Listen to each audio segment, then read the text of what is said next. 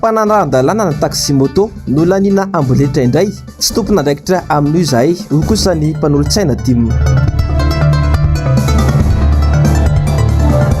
syndicat ny prakidrara tsy nivaly ny fitakiana iroso amin'ny fitokonana na faobe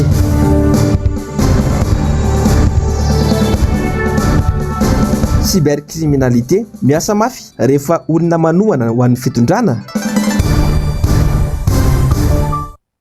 Tompoko lasy tompoko vavy manolotra ny araba ho antsika rehetra izay manaraka ny fahitalavitry ny MPS amin'ity ariva ity tonga soa indrainao atao anatin'ny fampalalam-bavao koa dia manasanao ampanajana sy ampitiavana aran-tenako anaraka ny vavao hatramin'ny farany.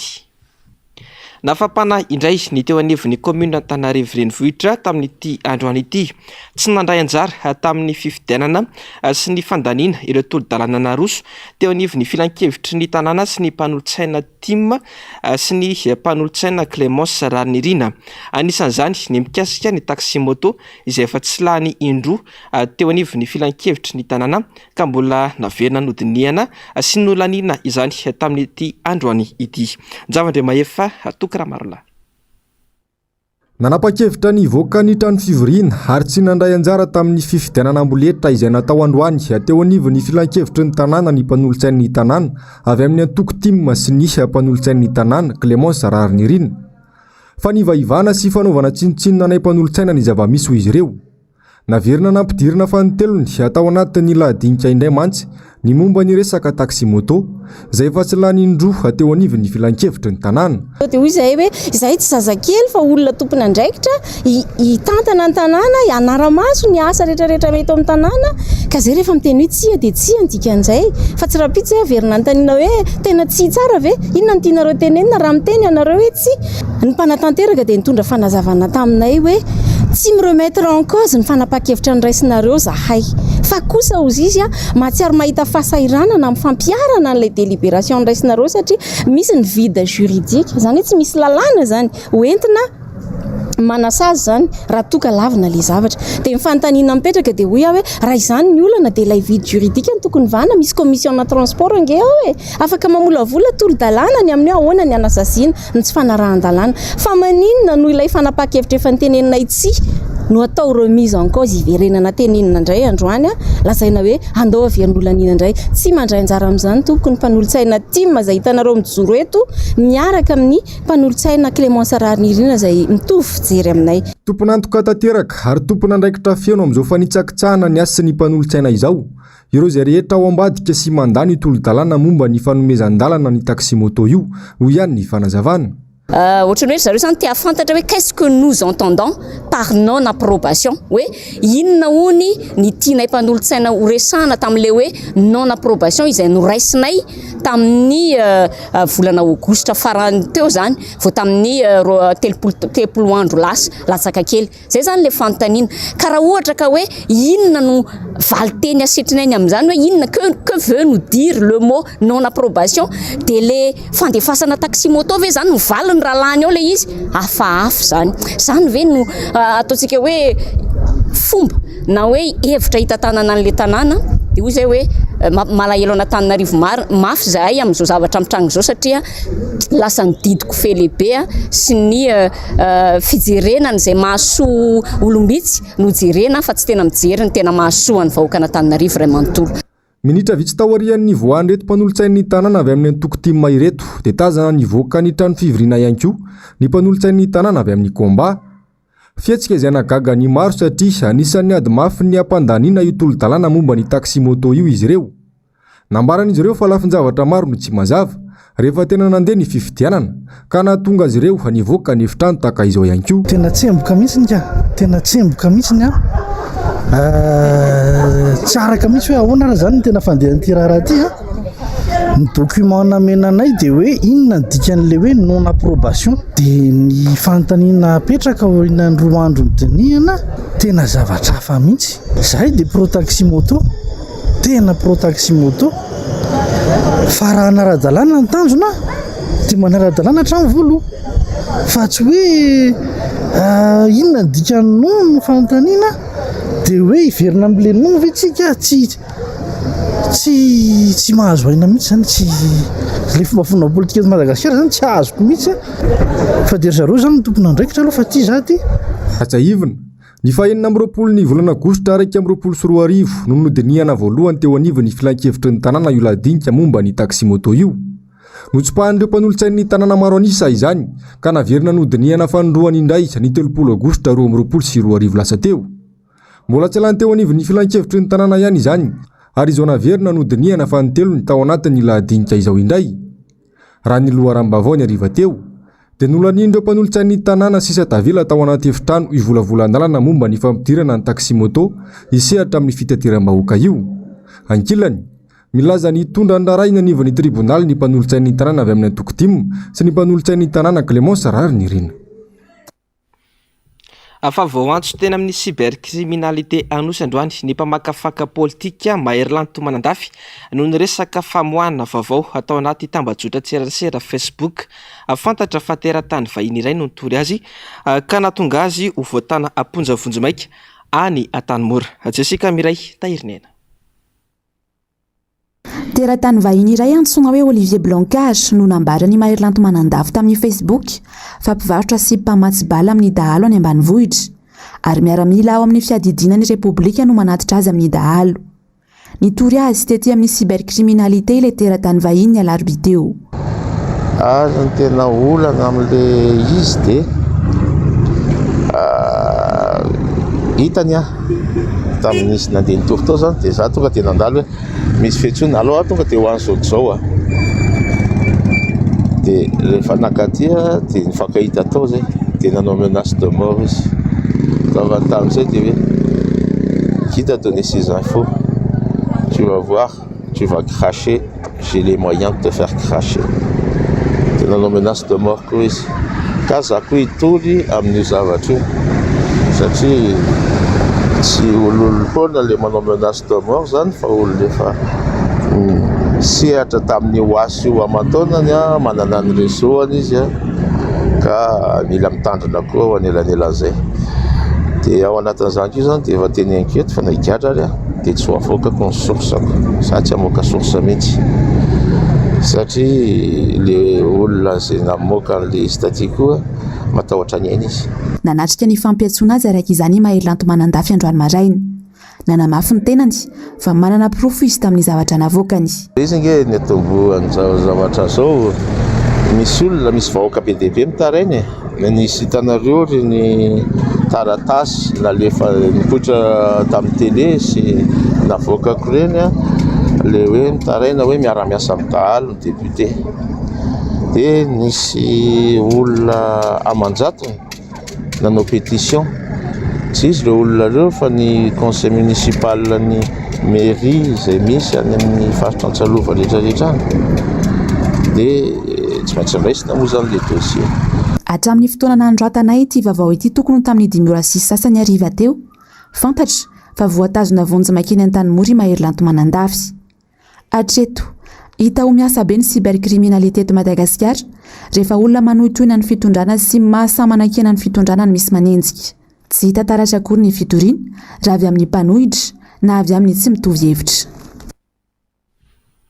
Fantatra ihany koa fa ny fiandohan'ny herinandro lasa teo dia nahiditra amponja tany Mahajanga hiafakandro Christian vokatry ny fanehoan-kevitra nataony tao anatin'ny tambajotra tserasera. Antony anisan'ny toriana azy ny filazana fananala baraka olona tao anatin'ny tambajotra tserasera ny tenany mitaky ny anafainganana ny fitsarana azy moa ireo olona kaiky any afakandro Christian MPS Mahajanga.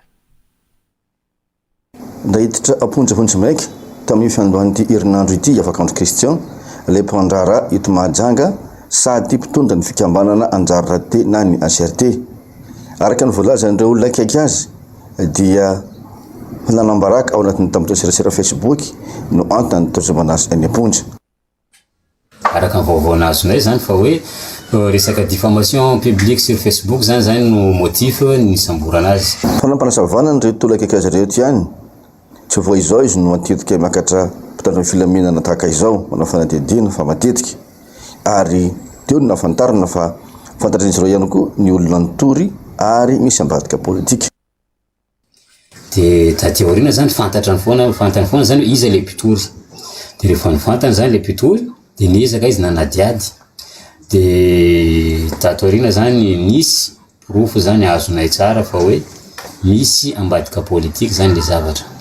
Ezekiel nefa ilaza i Moustapha Nadji izay voalaza sy voatontona amin'ity zavatra mitranga eto Mahajanga ity fa fanaratsina azy ao anatina compte fake no antony nametraka azy fitoriana teny amin'ny mpitandro ny filaminana ary tsy misy ambadika politika velively.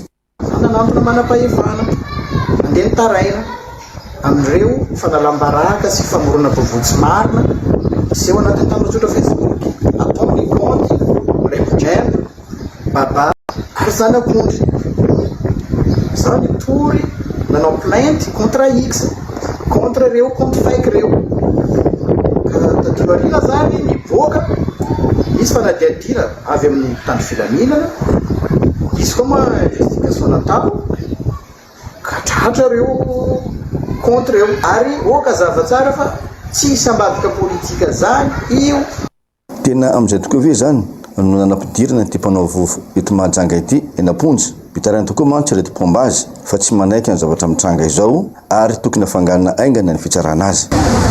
Dia avy amin'ny fitakinay ny andanany tribunaly malaky dia malaky satria le olona ho avy samoronao ve le olona dia tonga dia andeha prison aeny akety tsy sakety tsisy neninona mitaky zahay mba hiboahany marigny satria présidentsnay nisamborigny amin'ny fomba tsy ampahendriagna zany ary tsy amin'ny lalagna nisamborigny fahatany izy tsy olona angalatra tsy olona agnino fa zany présidentsnay zany olo mpagnano soa eto Mahajanga. Efa ho 3 andro amin'izao araka izany mivezivezy eto amin'ny fitsarana maratonga voalohany ireto pombazy reto nefa dia tsy mety mangirana.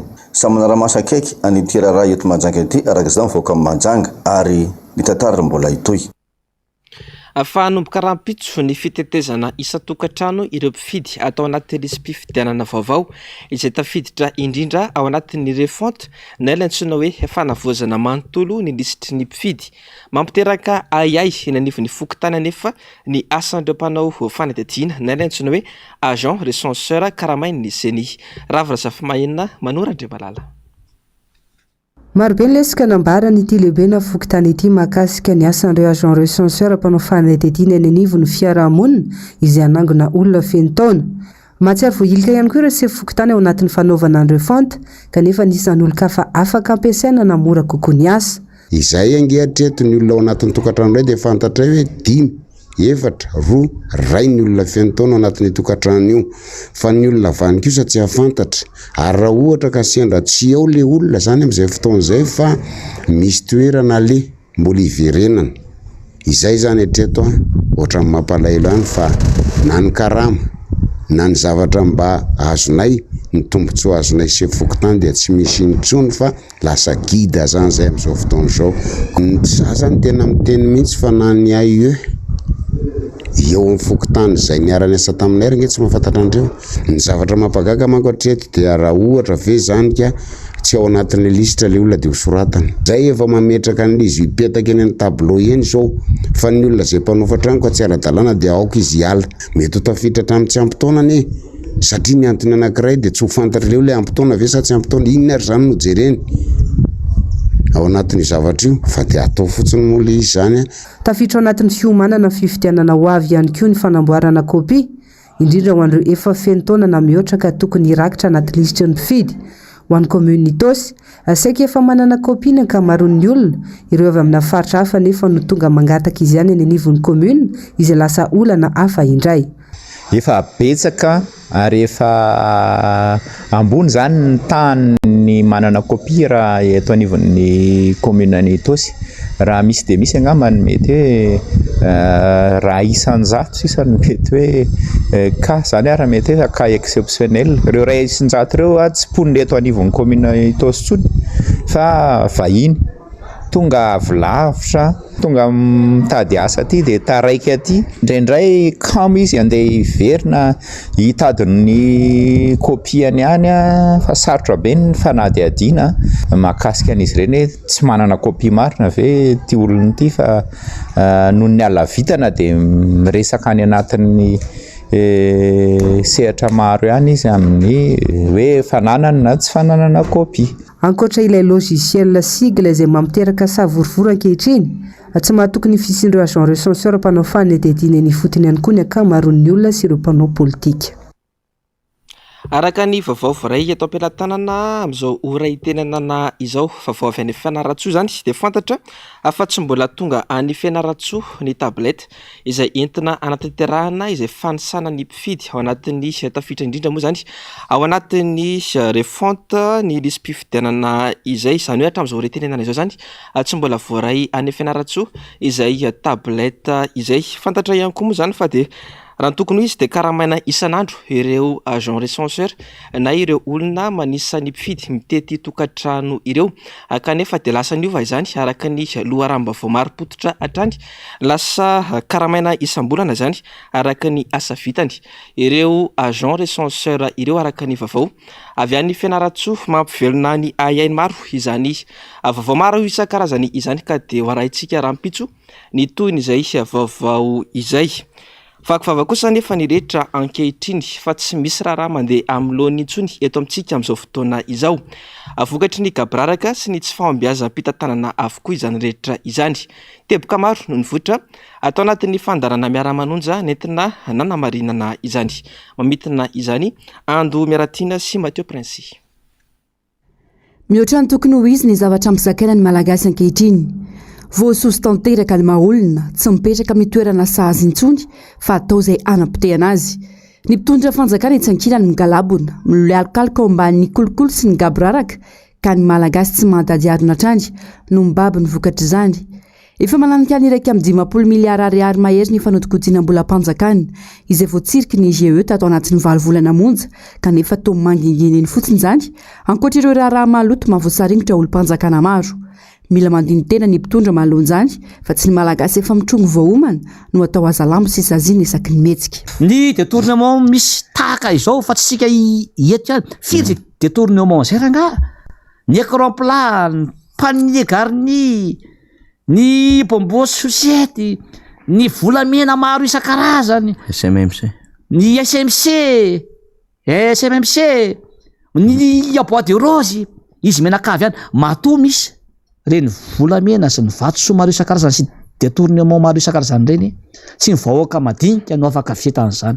Fa nareo ao amin'ny fitondranao no complice manao an'izay afahana manodina reny arena kibon'ny tany reny. Dia laha fa ny mpitondra sarety indray sy ny mpivarotrana na nanodina an'io 551 milliards d'ariary io tena baranahany ary tsisy fitondrana tena hoe gabraraka sy baranahany. Sana amin'izao fitondrana izao tsisy misy izany le hoe faiza mitantana, aiza le bonne gouvernance. Ny dikan'izany fa ny teny izao ireo olona mpitondra ireo mpitondra hatrany amin'ny faratapony membre ny gouvernement ireo, ny mpitantan'ireo, ny SG, ny DG, ny dafiny direo tsy nanao an'izany hoe administration publique zany tsy nianatra an'izany gestion publique zany. Tsy adalakory ny olona nianatra tompoko anao an'izay fa nareo sady efa tsy nianatra ny lisy tsy mahay ny lisy no mbola manodikodiny mbola mpanjakana ihany. Tsy nisorona ity solom-bavam-bahoaka ity raha nametraka ny aiai ny mahakasika ny fanomanana ny fifidianana ho avy, indrindra ilay rindra-baiko lazaina fa ho vaovao ampiasain'ny seny indray. Maro ny fanovana mila tao izay takin'izy ireo hatrany sy ny fifanakalozany amin'ny rehetra tombotsoa am-pirenena ny resaka fa tsy hanolo-tokana. Satria nge ny sefokotany nge responsable ny CLRE ao anatin'ilay izy na hoe comité commission locale de recensement des électeurs. Koa maninona ny akamakamana rany teny sy tendenareo dia tsy mamiory sady efa vitany tsy mamiory amin'ny olona ny filopokotany sy ny sefokotany amin'izao fotoana izao fa dia atavinareo atao sary bakoly izy atao pression dia angalatra ao anatin'ilay izy atsao fotsiny lalam-panerenana. Eto nge zay dia izao hoe mazava ny fitakiana ataon'ny fanoerana sy ny société civile sy ny fiangonana sy ny mpiara-miombina antoka rehetra lalàna fotsiny ampiarina ao anatin'ilay izy ao anatin'ny lalam-panerenana io ataovy ny fifidianana filofokotany sy ny filoalefitra. Eo koa zany ny olona zay ho tendrena ho apetraka zany ho représentant le CLRE dia ataovy olona tena neutre izy électoral daholo zany zay dia tsy maintsy misy solotena kosokoa ao ny antoko politique fa tsy nareo mianakavy aniny aho misy olo tena ny société civile ao manara-maso zany a manao ny vérification rehetrarehetra ny processus rehetra zany a amin'ny arretage na liste électorale zay nky tsy mangataka aminareo hoe meo volamena telo amin'ny fitopolo kilaosy e na meo 51 milliards d'arary zay tsy volana agatahana ianareo fa faiza miasa mba isin'ny mangarara. Ankoatra ireo isan'ireo nibana nandritra ny fandaharana androany momba ilay fanarenana nataon'ny fanjakana amin'ny lapany manampy sosy trano vola izay atao amin'ny manjaka miadana fa nososena sy fanimbazimbana ny asina sy ny kolotsaina malagasy izany ho izy ireo ka tsy azo ekena velively fanjakana zatra manao itsin-dalana ka tsy mahita izay asiany tongotra intsony anyka manao tao foana sisa. Farakitra indray ny sakoroka teny amin'ny tsena petite vitesse androany ny toy ny grevy sy ny fitokonana nataon'ireo mpivarotra izay tsy manaiky ny anesorana azy ireo amin'ny toerana fivarotany. Raha matoa mpivarotra iray ny fantatra fa voasambotry ny mpitandro ny fiaraminana nandritra izany. Njavandre Maefa Tokaramarla. Tsy mety miravina teto ny disadisa eo amin'ireo mpivarotra amoron-dalana sy ny komina Antananarivo renivohitra. Androany raikitra indray ny grevy sy ny fitokonana nataon'ireo mpivarotra tetsy amin'ny petite vitesse. Ny lanja sora-bavety izy ireo ary naneo ny tsy fankasitrahany io fanapa-kevitra noraisiny komina io. Zay tsy manakorotan'olona, tsy mangalatra, tsy maninona ary zao vidim-piainana miakatra. Teo tsika fa nandalo fahasarotam-piainana tamin'ny confinement, mandalo crise zany tsika vahoaka malagasy ka mba ho tonga any zany afatra zany dia ny tiana tongavana zany dia aleo zay varotra. Zay manofa trano mandeha kolazy mpianatra tsy maintsy aloha ny anina vola amin'ny banky tsy maintsy aloha daholo zany ireo tsy mahalala an'izany voaroaka amin'ny trano ary zay dia inona ny tokony ataonay atory amoron-dalana nefa be da be nefa mpatory amoron-dalana be da be ny tsy anasa mpangalatra be da be vahaolana zany ny ilainay tonga dia hoe aleo zay varotra fanoana. Mpivarotra iray no voalaza fa voasambotra nandritra ity hetsika nataon'ny mpivarotra ity. Nisy raha teo ny fifandonana teo amin'ny mpitandro filaminana sy ny mpivarotra. Nisy voasambotra teo ny samboron'ireo dia nampidiriny tao anaty tomobila polisy nasional dia andeha anaraka tany zay dia voasakana moa zay dia tsy hitanay izay azo atao satria zay tsy afaka miditra satria faritra mena any amin'ny polisy zay tsy manakorotana ozy zay mba takiana hoe avoaka ny namanay fa tsy nangalatra izy tsy naninona. Tsy ivina efa nerinandro lasa teo ireto mpivarotra eto amin'ny petite vitesse ireto no nesorina teto amin'ity toerana fivarotana izy ireo ity.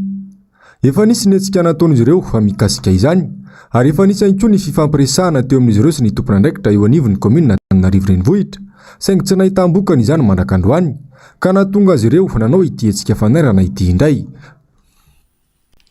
Fairoso amin'ny fitokonana faobe manomboka amin'ny alakamisy ho avy zao kosa ny syndicat-ny prakitra ray eto Madagasikara.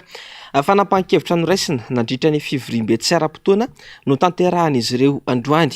Ny tsy famalina ny fitakiana nataon'izy ireo efa amantonany maro no voalaza fa anton'izany nanao ny fanadidina sy ny angom-baovao rehetra momba izay. Njavandre Maefa sy Tokira Marla. Nanapa-kevitra ny roso amin'ny fitokonana faobe ny syndicat-ny prakitra ray eto Madagasikara manomboka ny alakamisy ho avy izao. Fangatahana sy fitakiana maro no mbola tsy nahita ambaliny nanomboka tamin'ny taona 2024 hatramin'ny androany. Vokatra zany dia nanapa-kevitra zany izahay fa hanomboka ny alakamisy 9 oktobra ho avy izao dia hanao fitokonam-be manerana ny Madagasikara izahay.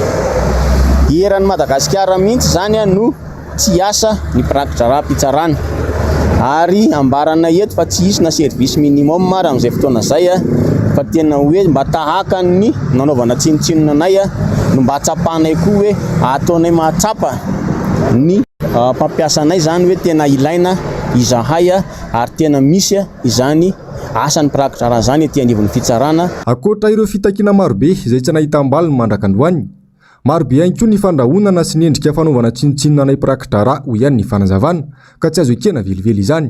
Voalohany indrindra aloha zany le endrika fanaovana tsinotsinona raha ohatra nisy koro anankitelo ndray nanambara fa tsy anatanteraka ny jugement supplétif io dia ny anankiroa zany efa henonay fa efa noraisiny mpitondra ambony ny anankiray ary poraisina amin'ny herinandro ny anankiray izahay rehefa niteny an'iny dia novoriana ary nilazana hoe nareo afaka soloanay olona hafa nanao nareo na tsy anao vitanay io izahay anefa ny lalàna nametraka ny asanay samy lalàna namaritra ny asa rehetra atao ety amin'ny fitsarana dia ambanina tsotrotro zany hoe nareo afaka soloana zany zany dia efa fanambaniny zany aminay manaraka zany mbola mandeha ny taimbava raha dona no tatiavinareo mazaka dona ny ministera zany zavatra tsy mba fiteny zany tsy olona tsy vonina eny ny dikan'izany manendrona fo zany ary nisy ny laza hoe nareo na igrevy aza herinandro dia rava tsy atahoranay zany fitondra ambony no miteny an'izany ka dia asehonay ny mampifanohatra n'izany zavatra zany asehonay ny hery sy ny tanjakay manomboka amin'ny alakamisy misy 300 ny prakidara-miasa eny anivon'ny fitsarana manerana ny nosy nisy indrindra ny fivoriana tsy ara-potoana no tanterahin'ny sindikandro any tetry anosy ka namohan'izy ireo io fanapahan-kevitra io vao ny fanabeazana nanomboka androany ny fanamboarana efitrano miisa efatra ao amin'ny EPP Fandrakotra ao amin'ny Zapa fiafirana distrika Navaratrano. Fiara misala ny ray aman-dren'ny mpianatra sy ny mpiara-miasa no ananganana ny efitrano fianarana manontolo. Jessica Miray Tahirinena. Tonga Soweto amin'ny EPP Fandrakotra ato amin'ny Zapa fiarenana no misy azy. 300 ny mpianatra ato. Tsy dia lavitra ny renivohitra 520 kilometatra raha miala eo mahazo. Ratsy dia ratsy aloha ny lalana. Toy izao kosa ny efitrano fianaram-pianatra eto. Tsy efitranony sekoly ity fa mbola hofaindray aman-dren'ny mpianatra amina olon-tsotra. Ray alina ariary isan-taona satria tsy ampy ny efitrano fianarana. Mbola indray aman-dreny ihany koa aza no mitondra seza sy dabilio avy any an-trano itoerany zanany. Misy isika ato amin'ity efitrano kely ity ny zaza manodidina ny 300. Eo amin'ny tsy fahampian'ny salle de classe eto amin'ny EPP Fandrakotra dia ny trano tsy ampy dia ny seza koa tsy ampy dia ndray aman-dren'ny mpianatra zany nanana etaeta hoe aleo zahay hitondra seza sahaza ny zanakay any an-tsekoly mba hianarany any an-tsekoly satria ny fianarana no lova tsara indrindra dia zany natonga ndray aman-dreny dia hiantoka seza hipetrahany zanany any an-tsekoly na le latabatra kely fanoratany ao an-tsekoly. Manoloana tsy fahampiany efitrano fianarana ny taraina tamin'ny solomavambahoaka ato amin'ny distrika Navaradrano ny mpampianatra sy ndray aman-dren'ny mpianatra. Ny tady fiara-miasa ka nanomboka androany ny fiadiana ny fototra. Teto zany ny atrakoatran'le hoe ny men'ny amin'ny nanomezan'ny malala-tanana azy dia nisy zany ireo le toa nanomen'ny ray aman-dreny dia nanome fasika 20 metatra kiba vato moelon 240 ary vato kely 530 metatra kiba. Zay zany no men'ny fokon'olona dia ao koa ny manevra rehetra zany zao an'ny fokon'olona daholo. Ny amin'ny fampianaran-janaka dia mezaka ny ray aman-dreny tena mezaka hitanareo amin'ny asa zao zany tena hoe mafy fa tena mampiana-janaka ny olona eto ary tena mezaka hatramin'ny farany mihitsy amin'ny fampianaran-janaka na ny amin'ny resaka vola amin'ny fampidirana mpianatra ny anina na fitaovana na zao asa zao dia tena mezaka ny ray aman-dreny hitany hoe sahirana izy fa mezaka. Anisan'ny mbola olana goavana amin'ny fampianarana eto amintsika ny tsy fahampiany efitrano fianarana. Isan'ny miaina izany ny distrika Navaradrano ka nahatonga ny solomavambahoaka ny tady fiara-miasa na ambarany azy fa tsy asa na solomavambahoaka izany. Ny raha resaka fampianarana zany eto amin'ny distrika Navaradrano dia anisan'ny atao hoe maro ireo fianarana sahirana noho ny tsy fahampiany foto-drafitr'asa. Eo ihany koa ny tena hoe tsy fahampiany ireny atao hoe fitaovana izay ampiasaina toy ny dabilio, eo ihany koa ny latabatra dia ny arahantsika naheno teo moa zany lazaindray aman-dren'ny mpianatra teto amin'ity commune fiaferany ity fokontany Fandrakotra fa zareo mihitsy no miantoka ny seza sy ny latabatra ianaran'izany any aty am-pianarana ary izay no anisan'ny natonga ny solombavam-bahoaka nitady mpamatsy vola, tady malala-tanana ihany koa izay isorana an'izy ireo manokana fa namaly izay antso izay dia izay no antony isin'izao foto-drafitr'asa izay natomboka androany izao salle de classe izy ity misy efitra anankiefatra dia noezahan'izy ireo zany ho vita ao anatin'ny 3 volana. Nanampibetsaka tamin'ny fananganana ity efitrano fianarana ity ny ray aman-dren'ny mpianatra eto satria dia na nanome vato kely na vola 4,000 ariary avokoa ny feno 12 taona no miakatra. fanotokanana androany kosa ny efitrano vaovao miisa efatra ho an'ny lycée TASC etsy Alasora. Famatsimbola avy amin'ny mpiara-miasa sy ny commune Alasora no navitana manontolo ny efitrano. Na izany azy mbola tsy ampy ho an'ny mpianatra ny efitrano fianarana. Mbola Jessica Miray sy Tahirnena. Eto ny lycée Taskalasora misy mpianatra 570 eto. Ity trano ity izay misy efitra efatra no vaovao ka nitokanana androany. Na eo aza nefa ny fahavitany efitrano vaovao, mbola tsy ampy tsinjaran'ny mpianatra ny efitrano fianarana raha araka ny tokony ho izy. Dia ny mpamatsy vola moa araka ny efa voaresaka teo maro dia maro no herin'ny mitambatra na tonga izao fotodrafitrasa zao ka ao anatin'izany ny avy eo amin'ny fiangonana orthodoxa eto Antananarivo sy ihany koa ao ihany koa ny commune rurale ny Alasora, eo ihany koa ny avy eo amin'ny député Antananarivo Avaradrano ny fikambanana iray amin'ireny mpianatra izay tsy azo ambanina ao anatin'izany ary eo ihany koa ny avy eo amin'ny SSGM. Raha nisan'ny mpianatra amin'izao fotoana izao dia 570. Ny efitra amin'izay dia efitra 12 mazava angamba izany fa tsy mifanaraka amin'ny atotanisan'ny ilaina amin'ny arifenitra amin'ny fampianarana izany fa mbola ezaka manaraka ny fanampiana izany. Volan'ny commune Madiodio ny fiangonana orthodoxe ary ny ray aman-dren'ny mpianatra no niarana lana avitany ity trano vaovao ity. Dia ny fanamboarana ity lycée ity zany efa nifampiresahana hatramin'ny taona 2024 ny ho fanatanterahana azy ary nezahana ihany koa nanantona ny mpiara-nontonantona maro samihafa izay isaorany etona moa ny ray aman-dren'ny mpianatra, fikambanany ray aman-dren'ny mpianatra izay tena navitrika nanantona sy nanambatra an'ireo mpamatsy vola rehetra ireo nafahana nanatanteraka n'ity fotodrafitrasa ity. Commune Alasora moa zany dia avy ao amin'ny budgetn'ny commune no vola nentina nanampiana ny amin'ny fantanterahana izany. Raha ny commune Alasora tany amin'ny 60 millions d'ariary tany ho any no vidina matériaux zany izay natao teto ny trano gadienga fa tsy vita tao anatin'izay. Anisan'ny niara-niasa tamin'ny fananganana ity efitrano fianarana ity ihany koa ny solombavambahoaka Avaradrano. Antsoavy no ataony ny amin'ny tokony hijerena manokana amin'ny mpampianatra karamainy ray aman-dreny ny mpianatra. Mpampianatra Fram izay tena mbola isan'ny betsaka tokoa eto amin'ny district Avaradrano izay nanaovana Antsoavy teo moa izany hoe tamin'ny herintaona somary vitsy ireo mpampianatra io no nalaina zany dia tamin'ity taona ity mbola maro. Tsy tena manana na totalisa satria tsy mendra reo tompona ndraiky izay zavatra fa le fitarainana fotsiny azoko dia izay no antony hoe mbola be dia be ireo mpampianatra Fram zany no tokony mbola raisina mpiasam-panjakana. Saika ezaky ny sekoly ray aman-dren'ny mpianatra sy ny fiara-miasa amin'ny mpiara-miombona antoka hatrany hatreto no ahavitana manangana fotodrafitrasa toy izao. Fananatanteraka atrikasam-pirenena ho fampalalana ny vinavinan'ny taom-pahavaratra ho an'ny taona 2024 teo 2024 teny Antaninarenina androany ny foiben'ny sampana mpamantatra ny mety ho tetro ny andro. Nisongadina nandritra izany fa ho tara ny fiaviany rotsakorana amin'ity taom-pahavaratra ity. Tsy azo lavina ihany koa ny mety sy ny rivodoza toy ny tamin'ny tondasa ka mila miomana sady ny rehetra ho fiatrehana izany. Njavandre Maefa sy Toky Ramarola. Tamin'ny volana Desambra 2024 mbola azo lazaina ao anatin'ny vanim-potoana maina tanteraka ny ankamaroan'ny faritra eto Madagasikara. Izany hoe isy fahatarany tonony tamin'ny taondasa ny firotsahany rotsakorana eto Madagasikara. Manomboka ny volana Janoary 2024 kosa ho betsaka ny rotsakorana ary izay vao tena tafiditra ao anatin'ny vanim-potoana ny fahavaratra isika eto Madagasikara. Dia mbola mirona amin'izay hoe fahatarany fiandohan'ny rotsakorana izay ihany tsika. Mbola mirona hatrany amin'ny maina kokoa foana zany Madagasikara. Sika manerana Madagasikara zany indrindrindrindra fa ny faritra avaratra sy ny atsinanan'ny nosy izay maina be loatra ny tokony ho izy izay indrindrindrindra fa ny fiandohan'ny taom-pahavaratra.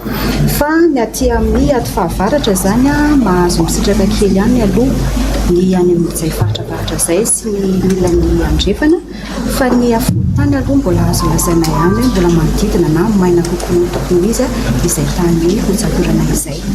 Manodidina ny folo eo kosa ny rivodoza vinavinaina isa ao amin'ny ranomasina Indiana ny taona 2024 telo 2024 ka ny efatra amin'ireo no vinavinaina iodiody eo manodidina ny Madagasikara ary ny roa amin'ireo no vinavinaina hiditra ny tanety raha ny fanazavana tany. Ny makasika ny taon-drivodoza amin'ity taona 2024 telo 2024 ity dia tokony hiomantsika aloha zay aloha zava-dehibe satria vinavinaina mety hoe fanakaiky amin'ny tokony izy ny isan'ny rivodoza na rivodoza eo eto Madagasikara oharina tamin'ny herintaona izy tokony mba tsotrany tamin'ny herintaona fa holatsaka kely na izany aza nefa zany hoe mifanakaiky amin'ny tokony izy zany mety manodidina ny efatra eo no eto Madagasikara mety manodidina ny 3 eo miditra eto an-tanety matetika na dia holatsa manodidina an'izay ara oharina tamin'ny herintaona hoe anankenina dia anankiroa zany ao anatin'ny vanim-potoana fisiany fiovan'ny toetrandro sika izao misy rivodoza ao anatin'ny ray andro monja mahazo anarana izy ray andro ao anatin'ny efatra mipokolora dia lasa rivodoza maniry vaika be ohatra ny Mbatsiray sy Giranda reny ka noho izany na ray fotsiny ary zany ny vinavinaina mety ho avy eto Madagasikara dia tokony tsara fiomanana antsika zany hoe fiomanana ho anna rivodoza enina tokony ho atambatsika eo anatin'ny fiomanana ho an'ny rivodoza ray na eo amin'ny fampitana vaovao zany na ho an'ny mpisehatra rehetra zany hoe tokony hiomantsika satria ao anatin'izay hoe vinavin'izay hoe rivodoza tena mahery vaika. Mbola vinavina ihany izany rehetra izany ho ny fanazavana saingy natao izao hetsika fampahafantarana izao mba ahafahany rehetra miomana ao amin'izay fiovaovany ny toetry ny andro sy ny rivodoza mety ho avy eto Madagasikara izay. Arak'izany dia mila mihevitra amin'ny fambolekazo sy ny fikajiana ny tontolo iainana amin'ny taona ho avy ny fanjakana sy ny isam-batan'olona manakaiky tsikelikely ny fenitra mahafoana ny alan-javaboary manelana izao tontolo izao ny olombelona ka mila fahatongavan-tsaina ny hanavitra izany iamafy ny fiatraikan'ireo loza voajanary hiakatra isan-taona ny maripana hitatra faritra lehibe kokoa hatrany ny tondra-drano ary hitombo ireo karazana aretina azo atao nefa ny misoroka izany amin'ny alalan'ny fambolekazo toy ny ataona fikambanana iray izay mamboly iray alina isa-taona miampy fanentanana eny fotony amin'ny fikajiana izany sy ny fiarovana ny tontolo iainana. Fanazavana fantatra ny tena filatsika manodidina ny resaka tontolo iainana ny resaka zanakazo betsaka manao tsinitsinina ary mety fanalana azy na piknika fambolekazo ankehitriny zany tena hainy io amin'ny resaka toetrandro tontolo iainana sy ny sisa rehetra voalaza foana ny tontolo iainana eto Madagasikara fa ny mahasimbatsika amin'ny zavatra maro eto dia ny resaka fanombanana ny tontolo iainana ary zay na tonga hatrany amin'ny fahantrana raha dia ny hoe misy fametrahantsika ny zavaboary ho lara-pahamehana ny veritsika zany tsy haintsika zany milaza fa manera-tany nefa dia efa mitomboka amin'ny naturel no harena fa tsika zany lasa ohatrany hoe rendrarendra reo harena dia izay no anaovanay an'izao fanairan'izao ary anairanay ny tsirairay avy hoe azo atao mandray andraikitra tsy voatery mpitondra ianao fa apetraka tsara kosa nefa ny hoe ahoana ny ampamatianina zany mampiasa olona maromaro zay eo anatin'ny fambolekazo tena hoe tena ho matianina mampiasa zezika mampiasa fanondrahana sy ny sisa mba tena ho zanakazo tena ho mendrika zany satria tena hita fa babango Madagasikara miampy an'izany koa ny doro-tanety maro amin'ny toerana samy hafa ankehitriny dia tena simba n'ilay firenetsika ary tena mametraka an'izany mba ho lova ho an'ny taranaka. Fanankalaza ihany koa ny andro iraisam-pirenena ho an'ny sakafo sy ny fitsitsina izany isika teto Madagasikara teny rehetra teny nanao fanadihadiana ny mpanao gazetinay mahakasika ny fahazaran'ny olona amin'ireo ambina sakafo tsy lany na ao an-trano na eny an-tsena. Ravirazafi mahenina sy Manora Andriamalala. Mifanaraka amin'ny fiakaran'ny vidim-piainana ankehitriny voatery mitsitsy ny isan-tokantrano amin'ny fandanena indrindra ny sakafo raha tsy mba ny hani-masaka ho an'ny hariva tsy hariny izany ho an'ny ankamaroan'ny olona raha tsy izany dia miaina ny kapoaka rotsaka. Ny amin'ny sakafo moa izany dia hohanina maraina fanaina maraina moa koa misy vahiny dia amena vahiny fa misy vahiny tonga miankina amin'ny ento-manana ihany io ento-manana ihany mitondra an'io fa raha misy dia mitomba raha tsy misy moa dia miaina amin'ny zava-misy. Raha ohatra hoe mbola tsy simba ilay ambary dia mbola iverena hoanina laoka koa raha ohatra hoe mbola tsy masisy dia mbola averina hoanina tsy izy manana fampiana fa rehefa simba dia lasa harina fotsiny indrindra izy arakaraka ny zava-misy indraindray izy mazototomana dia indraindray kapoaka rotsaka miaina arakarak'izay. Ho an'ny mpivarotra garikôty indray kajikajiana isan'andro ny sakafo amidy isorohana ny fatiantoka efa misy ihany koa nefa ny olona omeny ireo sakafo tsy lany alohan'ny hidinin'ny tsena amin'ny hariva. Raha ohatra hoe izao ilay zavatra tsy azo ampiasaina raha-pitsotsony dia tsy maintsy harina izy izany. Raha mbola afaka ampiasaina dia tsy maintsy amidy maraina. Raha ohatra hoe ilay composé ireny izao dia tsy maintsy omena mpangataka ireny isakariva raha ohatra hoe tsy lany. Hinana foana izay rehefa misy ambiny eo. Nay misy tonga dia atao ampy foana fa tsy asiana ambiny arakaraka ny tsena. Anisan'ny varotra mora manimba entana ihany koa ny legioma efa miomana amin'izany nefa ny mpivarotra sasantsasany. Raha misy simba izao legioma dia raha mbola azo atao laoka dia atao laoka moa rehefa tsy azo atao laoka dia lasa harina fotsiny indray ilay izy. Fa tatika tsy maintsy misy kely foana ny tsena koa amin'izao tsy mandeha. amin'ny ankapobeny misy ireo olona no manana biby fiompy ao an-trano ka omena azy ireny ny ambina sakafo sitranay tsy very ary mbola azo avadika vola zany biby fiompy aoriana kely ho an'ireo fivarotan-tsakafo lehibe kosa ary inona ny ambina sakafo amin'izy ireny ho an'ny ankamarony. Mitondra fanazavana mikasika ny fiarovana ny jono antsokosoko ny talety generaly avy eo anivon'ny toe-karena manga androany. Tsy afaka nitondra fanazavana kosa mikasika ny felatsahan'ny vidin'ny trondro amin'izao fotoana izao ity tompona andraikitra ny resaka tamin'ny avitra Sondrabe sy Toky Ramarola ity. Ho antsika eto Madagasikara dia maro ireo manao jono tsy ara-dalàna amin'ny fari-dranomasina. Misy ny ady atao amin'ny fifehezana ireny karazana jono antsokosoko ireny. Tsapa fa misy ny lesika eo amin'ny fitantanana ny toe-karena manga ka antony ametrahana sy andrandrana ny jono. Ireo jono ireo dia anisan'ny tanjona koa zany ary ny fanamafisana indrindra ilay fiarovana na ny surveillance de pêche zany dia anatiny mihitsika izao amin'izay fanamafisana izay satria efa ao anatin'ny fampidirana an'ireo karazana vedety sambo izay misa hatrany mety ho tonga hatrany amin'ny 270 ho apetraka eto Madagasikara zany ahafahana manara-maso an'ilay resaka fanjonoana io mba ho ara-dalàna. Eo koa ny araka ny teniko teo ny fanetsiketsehana an'ilay resaka toe-karena manga amin'ny fampivondronana sy ny fandrindrana n'ireo mpisehatra rehetra ao anatin'ilay toe-karena manga io.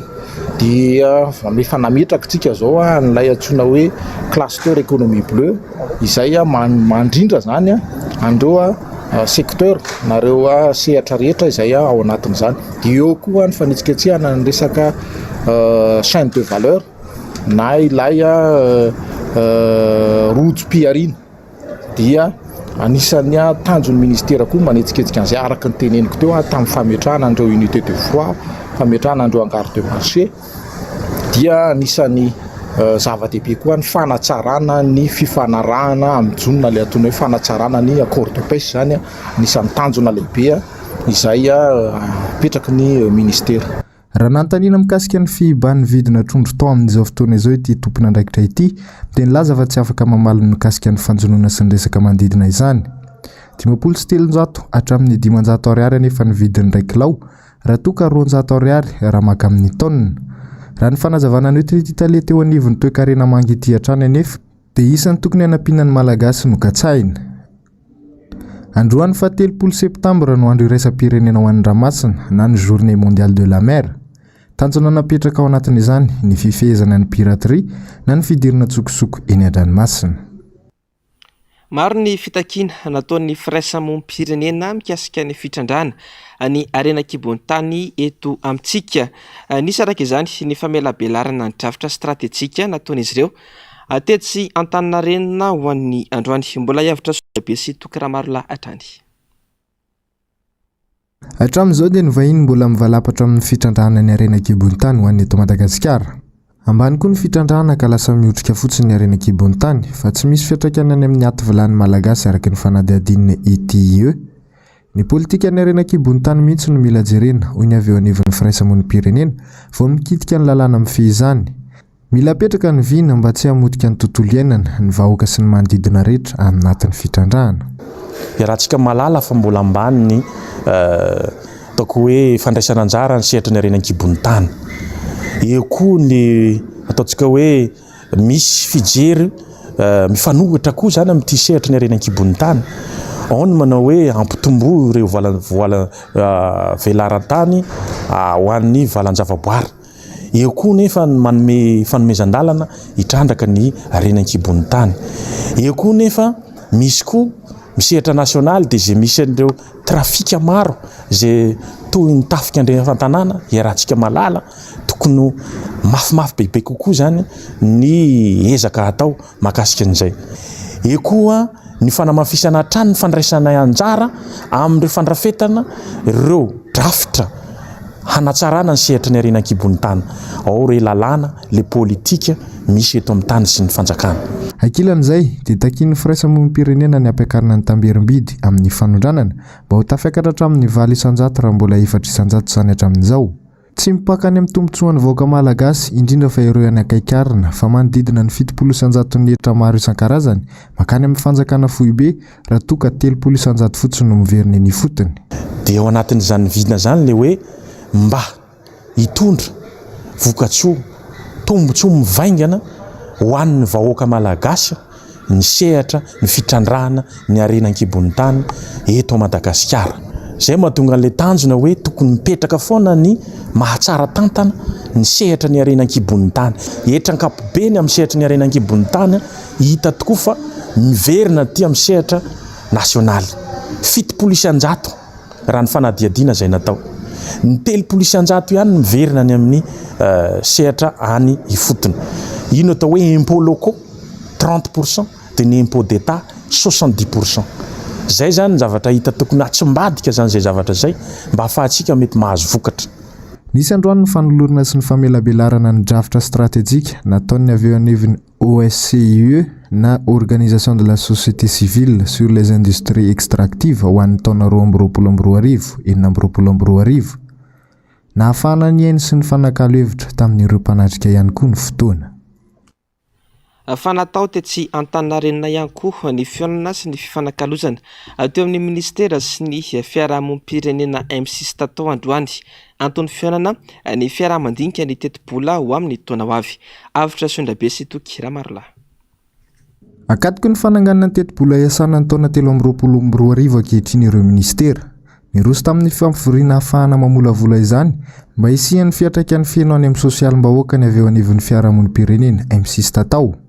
Tanjona tratrarina ny mba hampiasana ny volam-panjakana hanamaivanana ny fiainam-bahoaka indrindra amin'izao vidim-piainana midangana izao ka nanasana ireo ministera izay manana fifandraisany mivantana amin'ny andavanandro ny mponina. Raha ny lohahevitra ny ady-hevitra izay atao hoe homanina androany dia hoe ny fiakaran'ny vidim-piainana inona ireo paikady voasoritra ary ho voasoritra ao anaty tetibola ny taona ny 2023 ahafahana manohana ny vahoaka ao anatin'izany fiakaran'ny vidim-piainana izany. No mafisin'izy ireo hatrany fa mila katsahana ny tombotsoany maro indrindra amin'ny fametrahana ny tetibola mirindra anatin'ireo ministera voakasika. Misy ireo vola tsy hita ny nampiasana azy na ilay voahodinkodina ozintsika izay tsy maintsy ezahana izany no anaovana balizy na hoe arofanina satria andraikitry ny firaisamonim-pirenena moa no mametraka an'ireny arofanina ireny ary mame proposition eto amin'ny firenena. Ny zava-dehibe amin'ny fitantanana ny tetibola dia ny fisiany ny équilibre budgétaire ary tena hoe na ilay tetibola mirindra sy aradrariny ahafahana ny vahoaka misitraka marina. Teboka tsy maintsy apetraka ihany koa ny tokony isian'ny tombom-bidy eny amin'ny famokarana tao mba ho tonga eny amin'ny sehatry ny varotra. Antony indrindra nanaovana ny fandrindrana sy ny fifanakalozana nisy teo amin'ny rotonta. Araka ny tanjona ny fiarahamonim-pirenena misy tatao raha teo ny tohana sy ny aingy ho an'ny tambazotran'ny olom-pirenena. Amaranantsika ny vaovao amin'ity ariva ity dia kandida misa 4 amin'ireo 20 ofidiana filoham-pirenena a Nigeria no nanao sony fifanarahana tsy ampiseho na ampiasa herisetra mandritra ny fampelezan-kevitra atao any an-toerana. Avy amin'ny fanoherana ny kandida 3 amin'izy ireo ary avy amin'ny antokony fitondrana ny iray ny firaisamonim-pirenena sy ny mpitondra fivavahana ary ny mpandala fombandrazana no mola vola izany fifanarahana izany. Onjalalaina ranavy manana Mathieu Prince. Ny fanome toky fa tsy ampiasa herisetra na ampiseho endrika herisetra mandritra ny fampelezan-kevitra izay aritra 5 volana ireo kandida miisa 4 sokajiana ho matanjaka amin'ny fifidianana ho filoham-pirenena atao an'i Nigeria amin'ny volana febroary taona 2023.